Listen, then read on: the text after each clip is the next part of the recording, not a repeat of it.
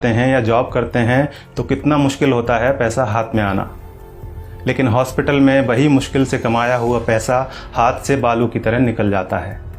फिर भी हम सभी अस्पताल में जितना पैसा मांगा जाता है खर्च करते हैं। अगर किसी के पास पैसा नहीं होता तो वो उधार लेता है, लेकिन इलाज तो करवाता ही है।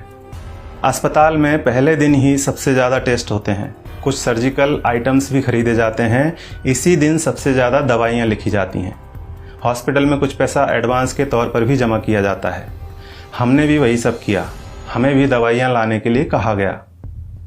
आजकल हर हॉस्पिटल का अपना मेडिकल स्टोर होता है, सो यहाँ भी था। हमने दवा ली और हमारा जो पहला बिल बना वह था 8,369 रुपये का।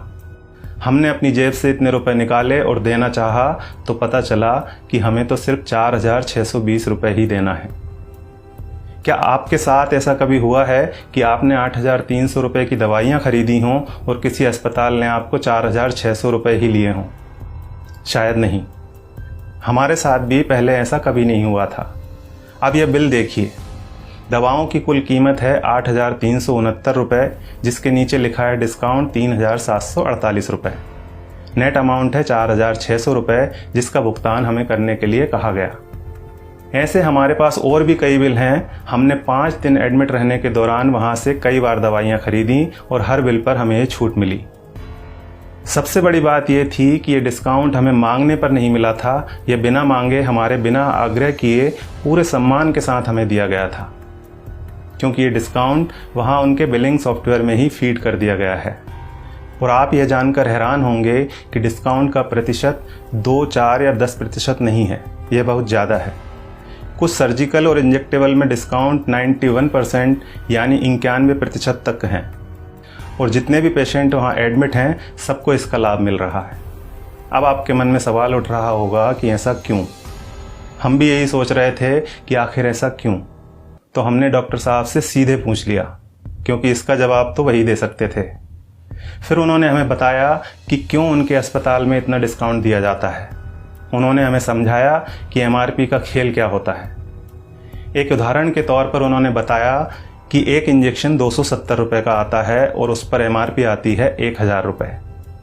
उन्होंने कहा कि मेरा मन नहीं माना कि मैं 270 रुपये का वह इंजेक्शन अपने पेशेंट को 1,000 रुपये में बेच दूँ।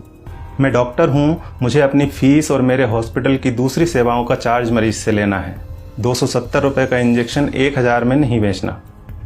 ये बात तो हुई डॉक्टर संजय कुमार के नैतिक मूल्यों की। अब यहाँ सवाल ये है कि दूसरे ज़्यादातर अस्पतालों के मालिकों ने क्या अपना ज़मीर बेच दिया है? बेबी गैस्ट्रो केयर अस्पताल के डॉक्टर संजय कुमार की तरह ये क्यों नहीं कहते कि हमें भी अपनी सर्विसेज का पैसा ही मरीज से लेना है? वे क्यों नहीं कहते कि 270 रुपये का इंजेक्शन 1,000 में हम नहीं बेचेंगे? दूसरा सवाल ये है कि आखिर दवा कंपनियों द्वारा इतनी MRP लिखी ही क्यों जा रही है? इनको किसने अधिकार दिया है दवाओं पर इतनी ज़्यादा MRP लिखने का? और आखिर में सबसे बड़ा सवाल यह है कि हमारी सरकार, हमारा स्वास्थ्य विभाग, हमारे प्रधानमंत्री और स्वास्थ्य मंत्री क्या कर रहे हैं? वे इस बात का संज्ञान क्यों नहीं लेते? क्या दवा कंपनियों द्वारा लिखी जा रही MRP पर अंकुश लगाना नोटबंदी या धारा 370 हटाने से ज़्यादा कठिन काम है?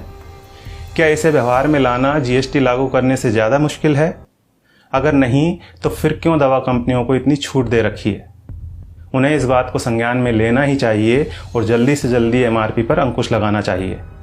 जब तक ऐसा नहीं होता है तब तक आपको और हमें अपनी आवाज़ उठानी ही पड़ेगी, और ये इतना मुश्किल भी नहीं है।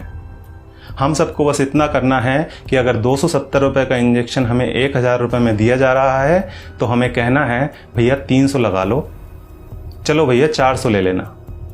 इसके साथ ही एक काम और करना है, और वो ये है कि इस वीडियो को ज़्यादा से ज़्यादा शेयर करना है। धन्यवाद।